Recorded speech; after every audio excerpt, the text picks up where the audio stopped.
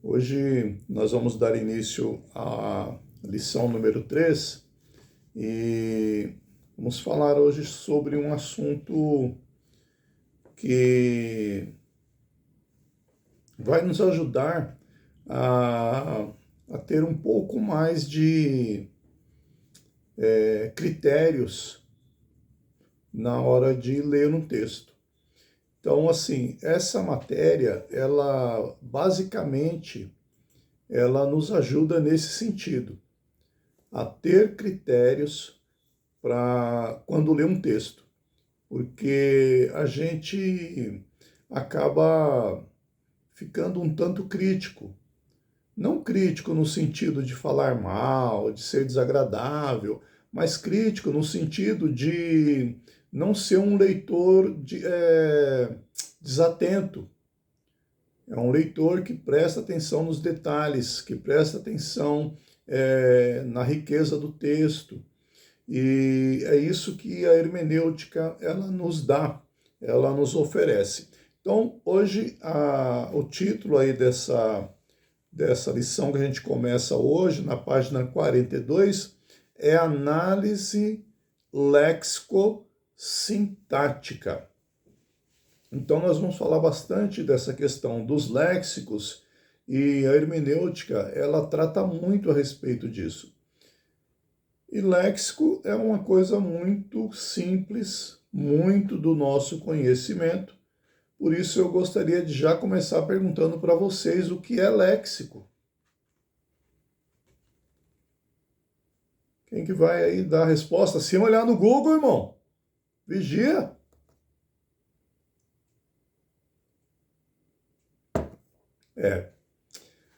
Parece que não é tão simples, né? Mas é muito simples. Porque sempre que você ouvir ou ler a palavra léxico, lembre-se de dicionário. É só isso. Tá bom? Léxico tem a ver com dicionário. Sempre que falar de léxico, ou está falando de uma pessoa que escreveu, né, criou, desenvolveu um dicionário, está se referindo àquela pessoa, porque os léxicos tal, são autores de dicionário ou o próprio dicionário. Tá? Então, é uma referência a um dicionário. Então, análise léxico-sintática é a análise do significado, do sentido das palavras. Tá?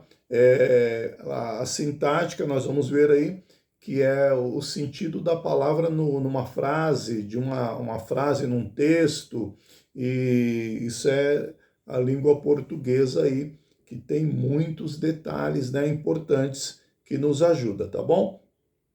Então, analisar é o ato de verificar, né? Ele vai começar a falar a respeito de analisar, e analisar é mais fácil da gente entender. Analisar é se detalhar, olhar ali com cuidado aquele texto, não ser relapso, não ser negligente, detalhar-se ali a cada palavra, a cada verbo, né?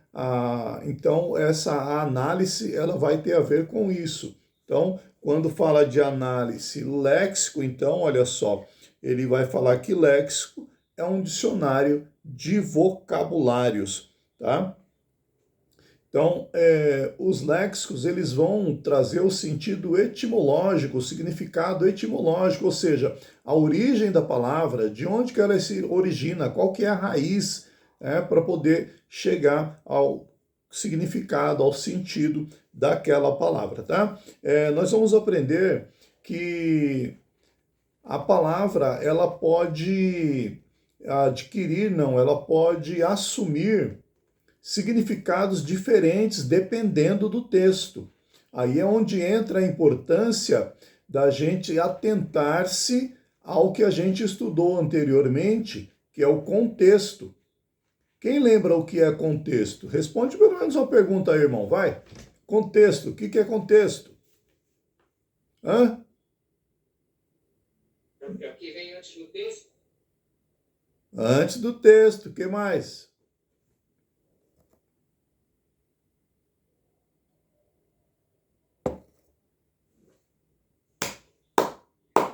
E aí, meus irmãozão? Só mais uma observação, pastor. Ah, Aqui embaixo, a explicação de quê? da palavra. Qual palavra? Do Lex, O que está falando aí? Messias.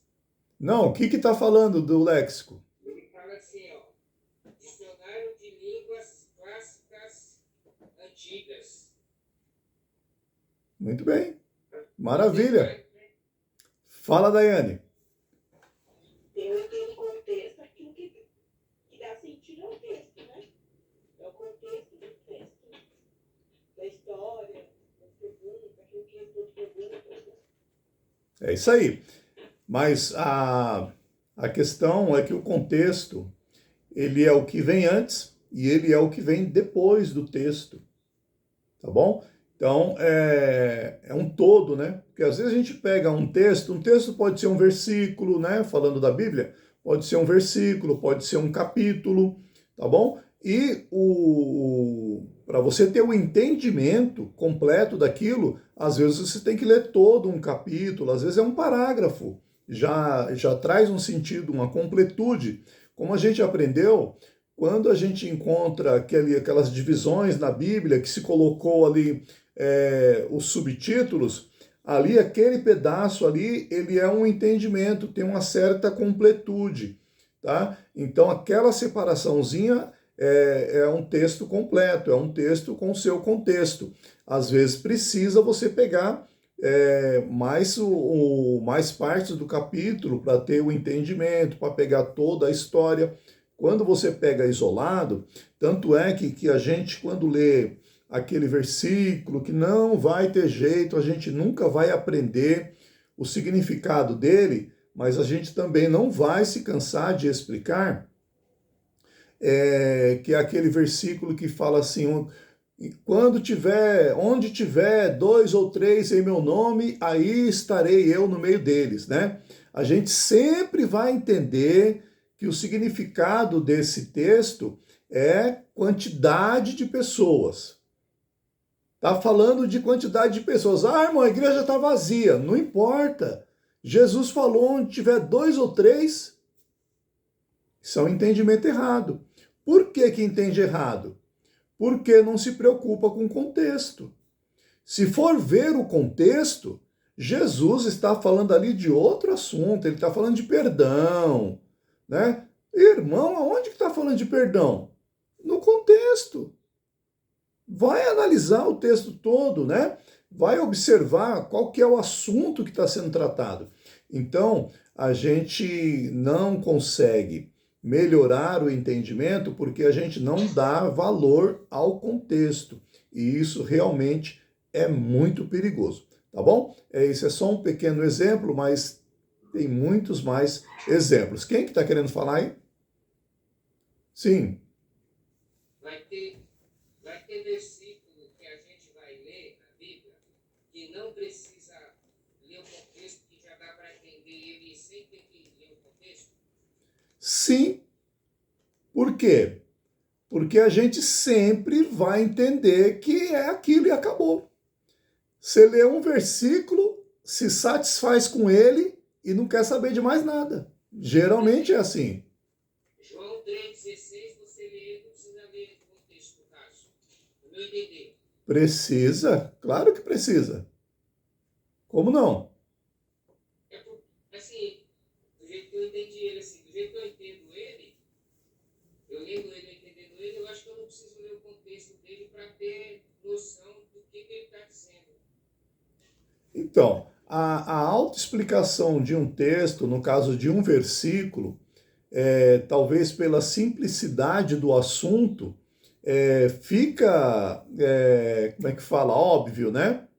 Fica óbvio. Mas o ideal é você ter todo o histórico. E o histórico, ele vai começar, João capítulo 3, Jesus começa a conversar com o Nicodemos. E aí que vai ter um desenrolar. Ele começa a falar sobre nascer de novo, uma mudança de vida, e ele vai desenrolando, e quando chega ali no versículo 16, ele é a cereja do bolo, tanto que é o texto áureo da Bíblia, né? É o versículo principal e mais importante, tá bom? Mas o texto tem muita importância e nos ajuda muito a enriquecer, né? A aumentar o nosso entendimento, tá bom? Então, os léxicos, eles vão nos ajudar a ter o entendimento.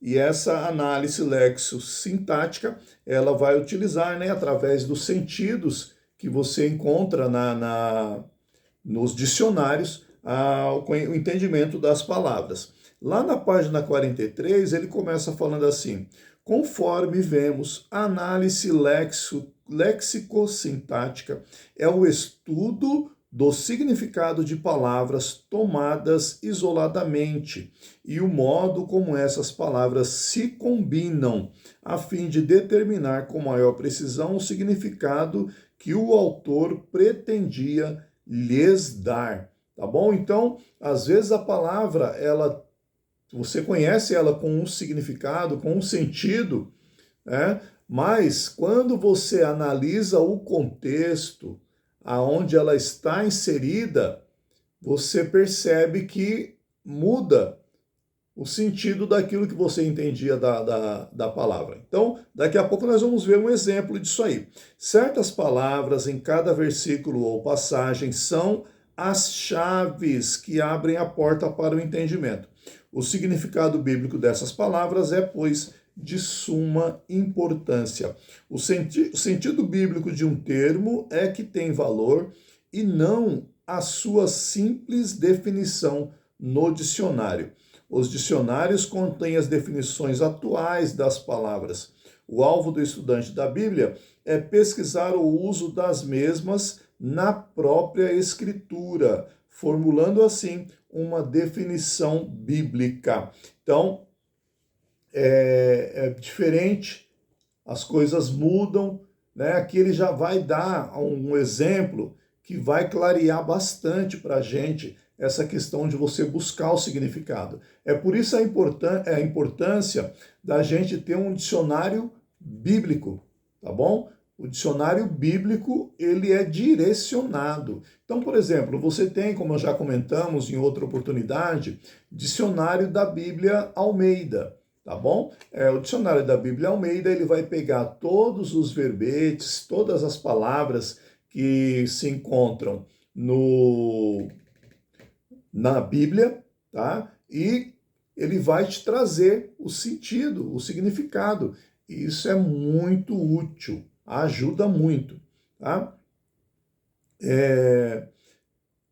Aí ele fala aqui no próximo parágrafo, olha, quando subordinamos o nosso estudo à análise léxico-sintática, o literalismo cego perde sua validade, pois ela detecta do escritor sagrado a ideia central que ele tinha em mente quando escrevia.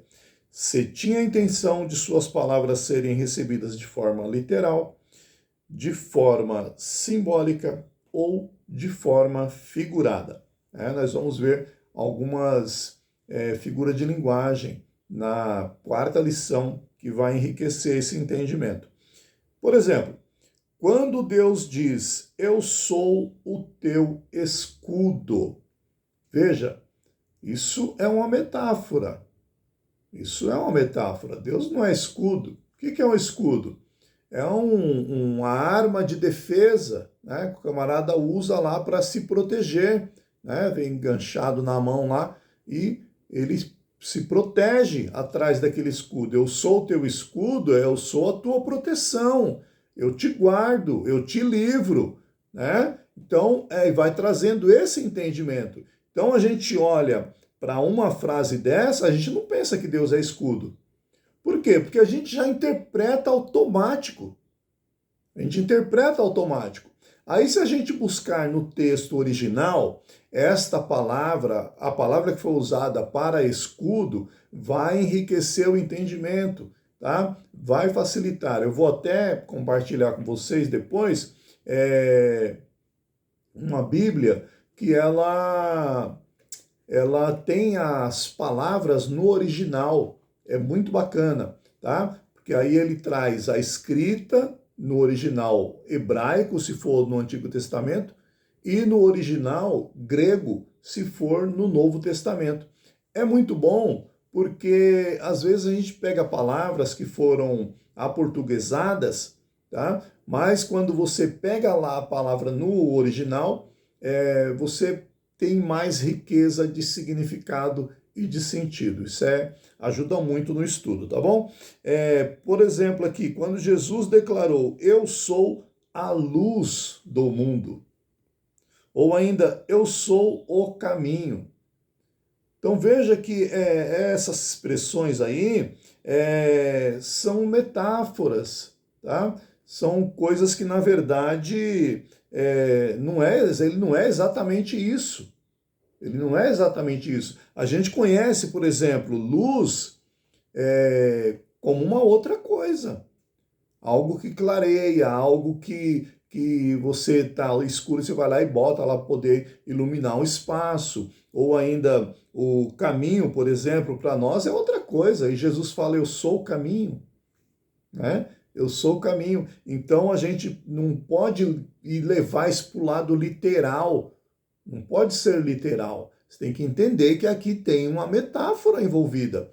E a hermenêutica, ela tem essa função de abrir a nossa mente, abrir o nosso entendimento para esse tipo de coisa. Tá bom, meus queridos? Quando o Senhor Jesus disse, vede e acautelai-vos do fermento dos fariseus e saduceus. Sua intenção era que a palavra fermento simbolizasse a doutrina desses grupos, né? Então, o ensino daqueles grupos, Jesus chamou de fermento, né? E aí, quando Jesus usa essa palavra para fermento, ele está querendo fazer o que na mente daquelas pessoas? Está querendo que eles busquem a função do fermento, como o fermento funciona. Tanto é que Jesus ele fala assim, um pouco de fermento leveda toda a massa. O que está significando isso? Quando você faz um bolo, né? Mandaiane aí, que é uma cozinheira de mão cheia, quando ela vai fazer um bolo e ela põe lá a massa, e põe lá 2, 3 xícaras de massa, põe lá meio copo, 1 copo, 2 copos de leite, sei lá, põe 3 ovos, tudo é de muito, mas quando vai pôr o fermento, opa, o fermento é bem pouquinho, uma colherzinha de sopa de fermento. O que acontece? Esse bolo cresce. O bolo cresce com um pouquinho de fermento. Então veja que Jesus ele está querendo dizer o quê? O fermento, ele contamina muito. Então o ensino, a doutrina dos fariseus, né, dos saduceus, é contaminante. Tenham cuidado. Então Jesus ele está tentando trazer ali na mente deles esse entendimento ao usar essa figura, né? Essa metáfora do fermento. Quando disse ao paralítico, levanta-te, toma o teu leito e vai para a tua casa. Ele esperava que o paralítico obedecesse literalmente a sua ordem, o que o homem de fato fez. Então veja, tem texto que é literal, mas tem texto que é simbólico, tem texto que tem outra palavra aqui, simbólico, literal. Cadê a outra palavra? Figurado. Figurado, isso mesmo. Tá certo? Então, o texto ele pode ser simbólico, né, que vai usar símbolos, texto pode ser figurado e o texto pode ser literal, tá certo? Tem um comentário aqui: a análise léxico-sintática fundamenta-se na premissa de que, embora as palavras possam assumir uma variedade de significados em contextos diferentes, elas têm apenas um significado intencional em qualquer contexto dado. Assim, se eu dissesse ele é ou está verde, essas palavras poderiam significar uma pessoa inexperiente. Já ouviu falar? Não sei se vocês conhecem essa expressão, né? Que alguém é verde, né? Ah, fulano é verde. Acho que nem usa muito mais esse tipo de expressão, né? Tá falando que é uma pessoa inexperiente, tá? Ou ainda ele está doente, né? Ou ainda ele está assustado, tá bom? Então veja, uma cor para significar tanta coisa diferente. Conquanto minhas palavras pudessem significar qualquer uma dessas três coisas, o contexto geralmente indicará qual dessas ideias eu desejo comunicar. Então veja, o entendimento, quem vai determinar é o contexto. Você precisa saber sobre o que está falando para entender o significado. Por isso a importância de não ler apenas um versículo. Os versículos isolados, eles podem nos trair com facilidade. A gente pode se enganar no sentido, e enquanto pregadores, nós não podemos correr esse tipo de risco, porque no momento da pregação, a gente corre o risco de falar coisas que parecem ser, mas quando a gente chega em casa que vai olhar direitinho, aí a gente vai ficar assim: meu Deus, eu não acredito que eu falei isso. Só que aí já foi, né? Só que aí já foi embora. Então o cuidado, ele tem que ser na hora do preparo.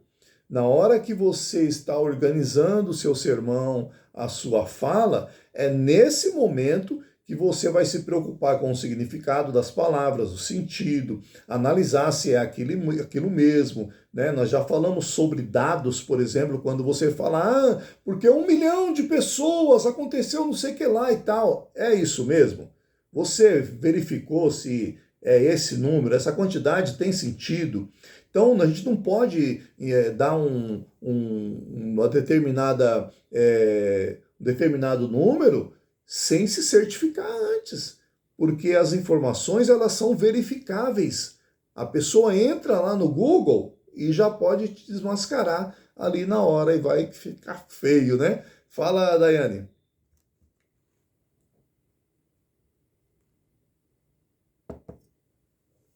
Desistiu. Ficou com raiva, demorei muito para dar oportunidade. Ó. Irmão, é porque Oi. eu achei que estava ligado porque o microfone estava falando aqui sozinho.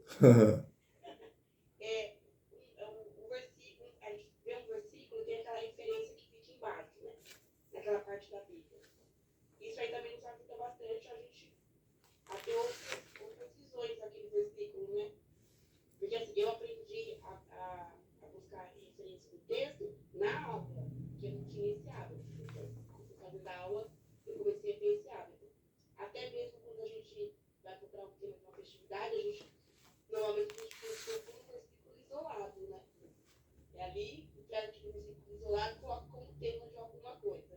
E a gente acaba não lendo muito o contexto daquele texto, né? É verdade. E acontece muito com Salmos também, né? Salmos é muito lido por todo mundo, na verdade, né? A gente se identifica com um versículo e traz aquilo como verdade, né?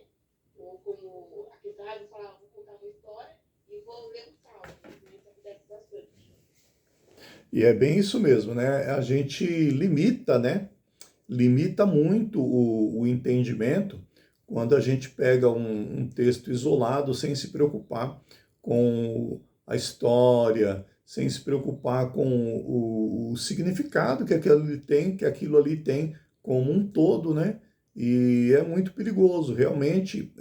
Hoje em dia, bem menos, antes era muito mais, antigamente era muito mais. As pessoas eram assim muito, vamos usar uma expressão aqui românticas, muito passionais, e pegava os versículos assim, era aquele negócio, era complicado. Parece que deu uma diminuída, não sei, não tenho visto muito não, né? Até, na verdade, alterou-se a forma de colocar os temas de festividades, onde pega-se a ideia, né? A ideia que o versículo ele está trazendo e coloca-se aquilo como tema, em vez de colocar lá um versículo, né? Vamos pegar um exemplo aí, Romanos 8:28, vai, que fala a respeito de todas as coisas cooperam para o bem daqueles que amam a Deus. Aí a pessoa faz uma síntese desse versículo, o Deus que cuida dos seus, né? Um Deus que se preocupa. Então a pessoa não coloca o versículo, a pessoa faz uma síntese daquele versículo e coloca essa síntese como tema e coloca lá o versículo abaixo, tá? Então você olhando para aquela síntese, você lembra do versículo que está ali embaixo e fala, realmente, esse versículo fala sobre isso, tá? Mas hoje usa bem menos, né? Versículos e mais essas sínteses. Mas é muito importante ter esse cuidado, né? A irmã Daiane falou a respeito das Bíblias que têm comentários. Os comentários bíblicos, eles são muito bem-vindos e ajudam. Mas nós temos sempre que ter em mente que os comentários não são Bíblia. Eles são alguém que leu ali, um entendimento de alguém que leu o versículo e comentou, tá bom? Então aquelas palavras, aqueles comentários não são inspirados. Inspirado é o texto bíblico. Os comentários, aí são pessoas, estudiosos, que analisaram e colocaram ali a opinião deles, tá bom? Então é bom ter esse entendimento aí. Para finalizar a 43, a análise léxico-sintática ajuda o intérprete a determinar a variedade de significados de uma palavra ou de um grupo de palavras, e então declarar que o significado X é o mais provável que o significado Y ou Z, de ser a intenção do autor naquela passagem, tá bom? E a sintaxe aí, só para a gente guardar o significado dessa palavra, é a parte da gramática que estuda a disposição das palavras na frase e das frases no discurso, bem como a relação lógica das frases entre si. Então, significa também construção gramatical, né? A posição das palavras ou das frases aí no texto. A necessidade, então, desse estudo aí. Necessitamos da análise léxico-sintática para não corrermos o risco de interpretar o texto sagrado de acordo com nossas tendências e nossos pressupostos, como temos visto alguns fazerem arbitrariamente e, em alguns casos, até comprometendo o Espírito Santo. Então, a pessoa fala que o Espírito Santo deu um significado de uma palavra para ela. A pessoa fala que o Espírito Santo revelou tal coisa, e isso é complicado, tá? Tem que ter muito cuidado com isso aí. Já ouvi alguns pregadores dizerem que o Espírito Santo lhe deu o significado de um determinado texto bíblico. Mas como podemos confiar que a sua fonte de interpretação foi mesmo o Espírito Santo? Como ele pode ter certeza de que foi o Espírito Santo e não um espírito enganador, a não ser pela certeza de que a interpretação é o sentido legítimo das palavras? Então, a iluminação do Espírito Santo é muito importante, irmãos. A leitura de um texto precedida de oração, quando você convida o autor da Bíblia para estar com você no momento da leitura, isso é algo maravilhoso e muito importante. Mas não tenha dúvida que é indispensável um bom dicionário, um bom comentário bíblico, tá? Uma pesquisa bacana. Isso tudo é indispensável, irmão. Você pegar a Bíblia purinha,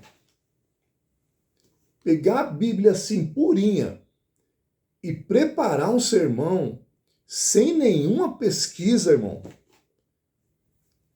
sem olhar para um dicionário, sem se preocupar em fazer uma pesquisa ali no Google, sabe, buscando o entendimento, como que outras pessoas entenderam, porque eu já estou com o entendimento desse texto. Mas será que é isso mesmo? Claro que é, o Espírito Santo está falando ao meu coração grandemente. Cuidado. Cuidado, você pode estar com o entendimento errado. E precisamos, irmão, ser humilde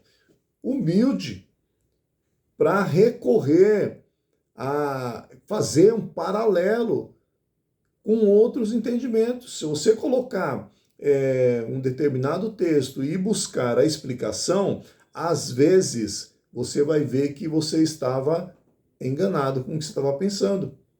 E isso é bom, porque vai evitar de você falar o que você acha e não o que é de fato. Tá bom? Isso é muito importante. O que nós achamos quase não tem importância, irmão. O que nós achamos quase não tem importância. Pode ter certeza disso. Mas o Espírito Santo falou muito ao meu coração. Será? Será que não é uma emoção sua? Será que não é porque você está tendencioso para aquilo? O ideal é pesquisar. Gostei, estou sentindo que é isso, mas eu quero me certificar. Espera aí. Vamos ser bereanos. Os bereanos, Atos capítulo 17, Paulo fala assim: enquanto eu pregava, os bereanos eles foram muito mais excelentes porque eles foram verificar se o que eu falava era mesmo assim. Então, eles estavam analisando, eles estavam pesquisando se o que Paulo falava realmente era de acordo com o texto. É assim que nós devemos ser. Tá bom, queridos? Esse é o caminho. Grande parte das seitas heréticas nasceram desse tipo de interpretação mística. Olha que perigo. Portanto, devemos ouvir essas declarações sempre com reserva, pois nenhum homem tem o direito de dizer que o Espírito Santo lhe deu o significado de qualquer texto bíblico. Veja que perigo. O que se pode admitir é que o Espírito Santo fornece algumas lições de vida por meio da leitura do texto bíblico, ainda que o leitor não conheça o seu real significado. E aí ele vai dar um exemplo aqui em Colossenses 2,12, né? Respeito do significado do batismo e tal. Mas vamos pular aqui esse parágrafo para a gente ganhar tempo. A análise léxico-sintática é indispensável por duas razões.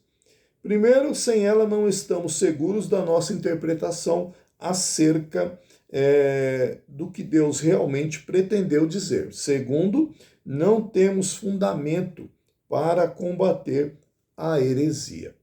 Dessa forma, ficamos em pé de igualdade com os hereges. Fica o nosso ponto de vista contra o deles, né? Então, nós devemos sim pesquisar, nos certificar dos significados para não criarmos aí heresias, coisas que vão distorcer, né, a verdade, a realidade dos fatos. De vez em quando, irmãos, eu não sei se acontece com vocês, mas de vez em quando a gente vê algumas pregações que as pessoas dão uma confundida nas coisas, né? Confunde algumas coisinhas e fica batendo naquela tecla ali, e isso é muito ruim, né? É muito ruim mesmo. Aí tira a gente do sério, a gente quer, às vezes, até brecar, sabe? Mas como não são coisas assim tão graves, tão agressivas, então a gente deixa, a gente releva, né? E deixa acontecer. Necessitamos das palavras tanto quanto um pedreiro necessita de tijolos para construir uma parede, pois elas são os tijolos com os quais a comunicação escrita é construída. Seu significado é a chave da comunicação. O Senhor Jesus foi chamado na Bíblia de letra, lá em Apocalipse 1:8, de palavra, que é o verbo, em João 1:1, também em Apocalipse 19:13, por resumir o poder e a revelação de Deus em si mesmo. Então, na verdade, ele é uma pessoa, ele não é uma palavra, ele não é uma letra, mas é no sentido aí que a pessoa quis usar, metaforicamente, para se referir ao Senhor Jesus. Na exegese dos textos bíblicos, nada é tão importante como o estudo das palavras. Este, porém, deve ser feito no momento certo, depois do estudo do texto e do contexto. Então, analisou o texto, analisou o contexto, é o ideal, e dá uma olhada nas palavras. A gente, de repente, não vai analisar todas as palavras, mas as palavras que são chave, que chamam mais atenção, buscar ali o sentido, o significado exato daquelas palavras.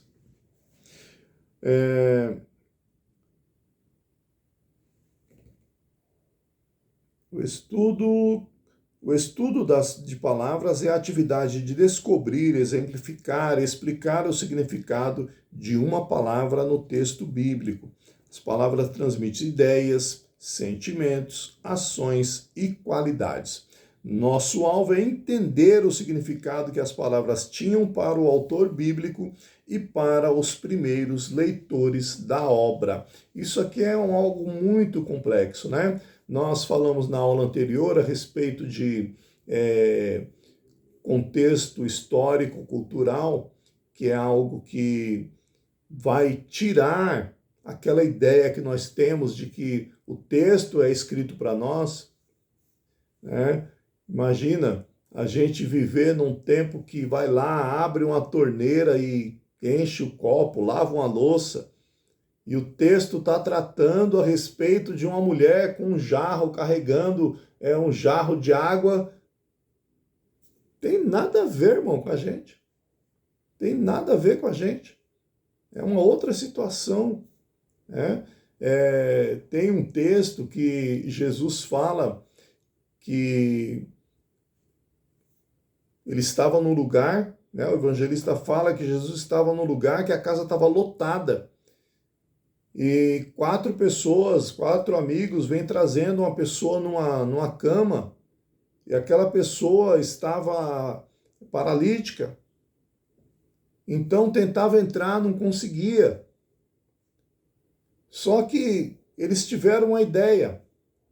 Vamos subir essa cama no telhado, vamos abrir o telhado e vamos descer a pessoa lá no meio onde Jesus está. Você já parou para analisar esse texto, irmão? Como que funciona isso, irmão? Me ajuda. Que tipo de cama era essa? Como que eles subiram nesse telhado carregando aquele homem? Como que eles abriram esse telhado? Olha para a tua casa aí. A minha casa aqui tem 2 andares para cima. E mais, como que eles desceram aquela cama onde Jesus estava? Eita Deus! É complexo o negócio, irmão? Então a gente precisa saber como que era essa casa. Como que era construída essa casa, como que era o acesso para chegar no telhado, A cama, como que era?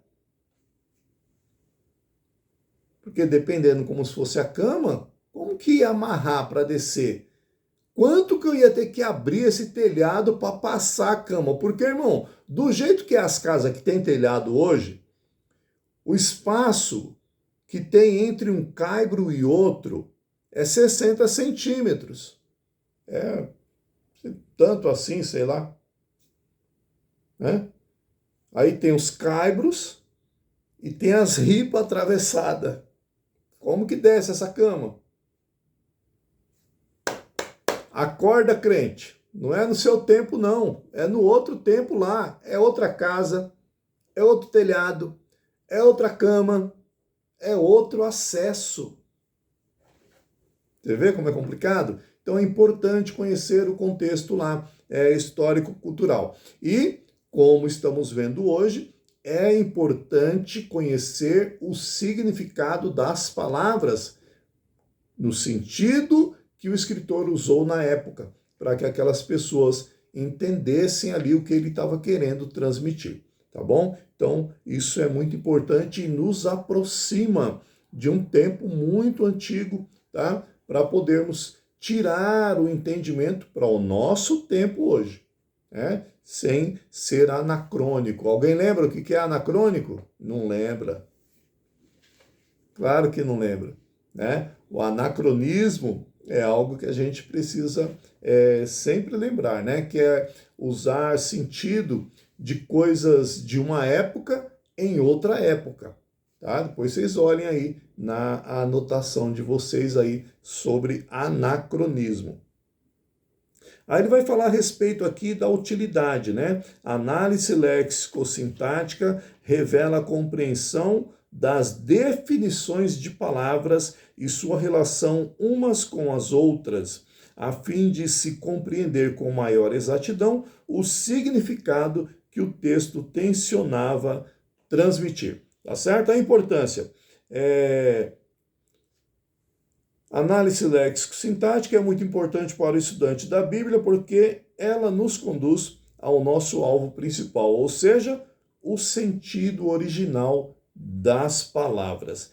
Queremos evitar o uso dos sentidos aparentemente corretos, mas que não representam muito bem o significado original. Aí ele vai dar uns exemplos, ó. Gálatas 3, 24, 25, o apóstolo Paulo disse que a lei nos serviu de aio para nos conduzir a Cristo, para que pela fé fôssemos justificados. Alguém já viu, já leu esse texto de Gálatas? Que a lei nos serviu de aio. Já leram esse texto? Não. Não leram. Claro que leram, só não lembra, né? Mas já leram, com certeza, tá? Aí ele vai comentar aqui, ó. A lei, nós sabemos o que é. A fé e a justificação também. Mas o que significa a palavra aio?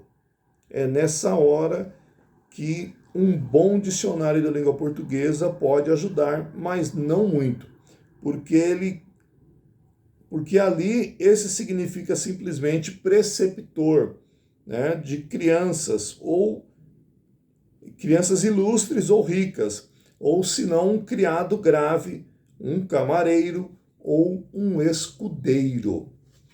Conforme vemos, a ajuda não foi bastante para sanar as dúvidas. O dicionário que mais pode nos ajudar nesse sentido é o dicionário bíblico. Aí vai ter toda a diferença, né? O dicionário bíblico, ele vai direto ao ponto. Aí nós vamos utilizar aqui o dicionário da Bíblia organizado por J.D. Douglas.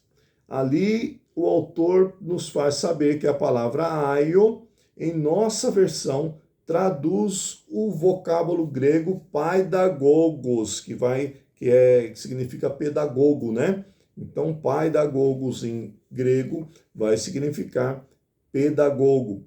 Ali nós descobrimos que não existe nenhuma tradução verdadeiramente satisfatória para a palavra, porque a palavra passou por um derivativo de sentido bastante diferente do original, e o ofício que o mesmo tinha em vista desapareceu com a alteração das condições sociais daquela época.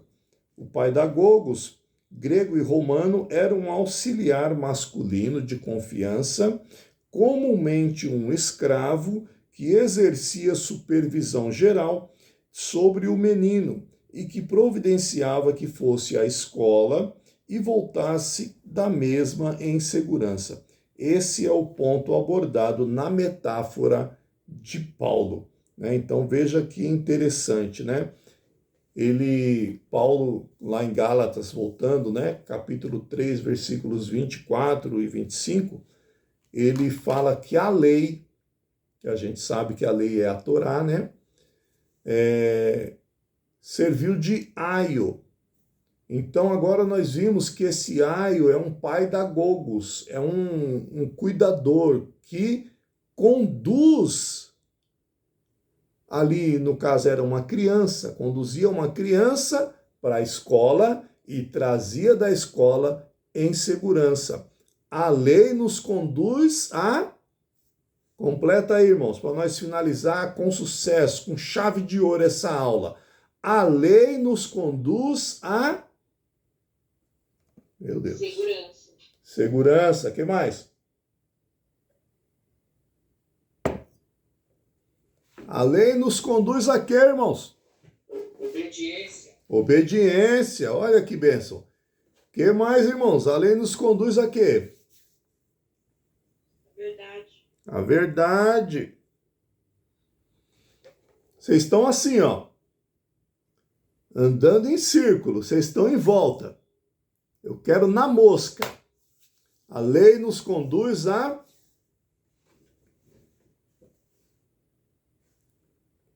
Eu vou ter que responder. Vocês não querem responder? Não errar. Hã? A não errar. A graça, olha. Quase, hein? Essa foi quase. Irmãos, Paulo, o apóstolo Paulo, depois vocês pesquisem onde está escrito, que o apóstolo Paulo, ele fala assim, ó, o fim da lei é Cristo. O fim, aí nessa frase, o fim significa o intuito, tá? A utilidade, não é fim de término.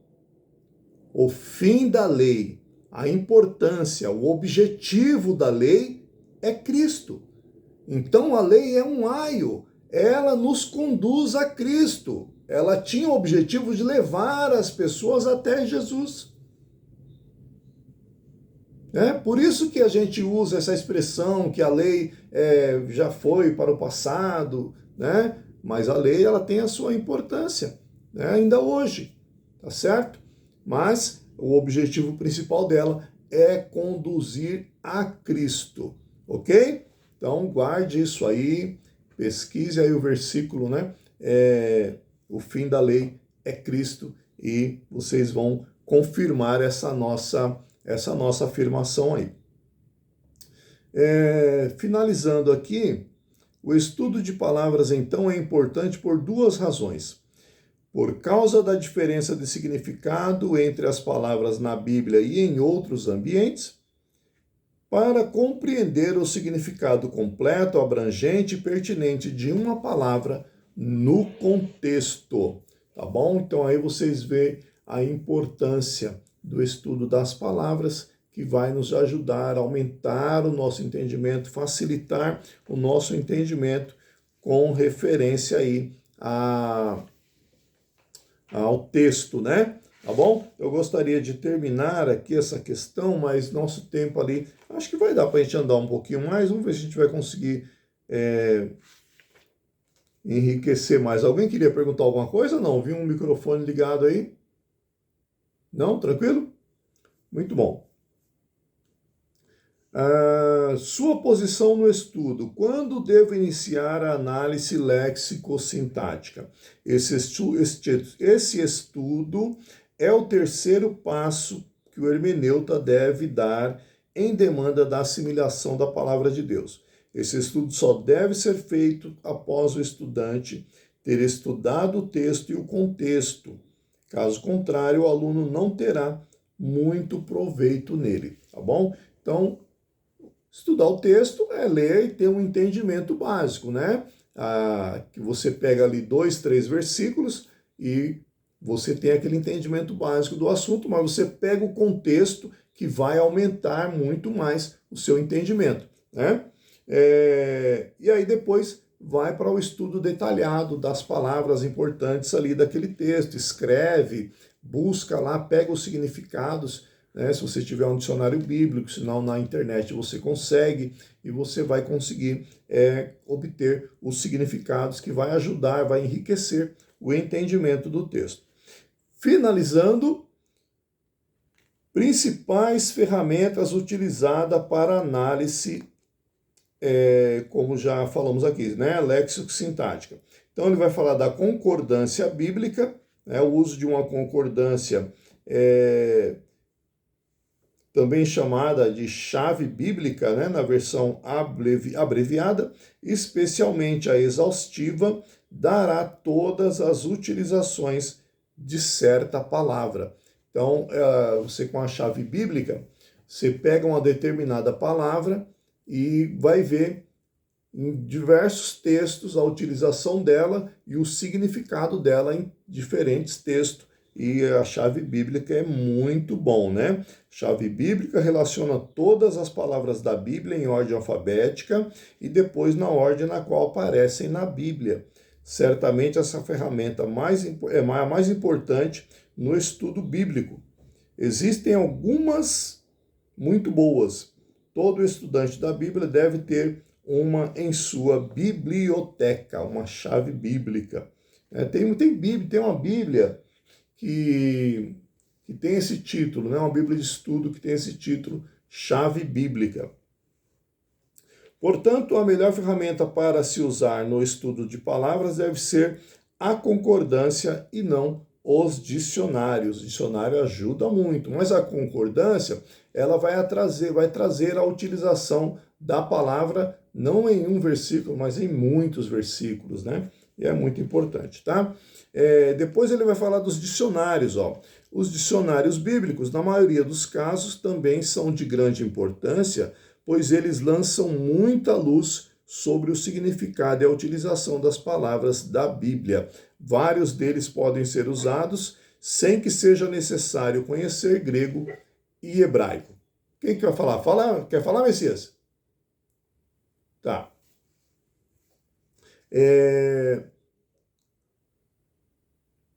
Aí ele vai falar a respeito de tipos de dicionário. Ó. 3 são os tipos de dicionário que mais auxiliam na análise léxico-sintática. Então, tem o dicionário em português, tem o dicionário em hebraico e tem o dicionário grego e bíblico.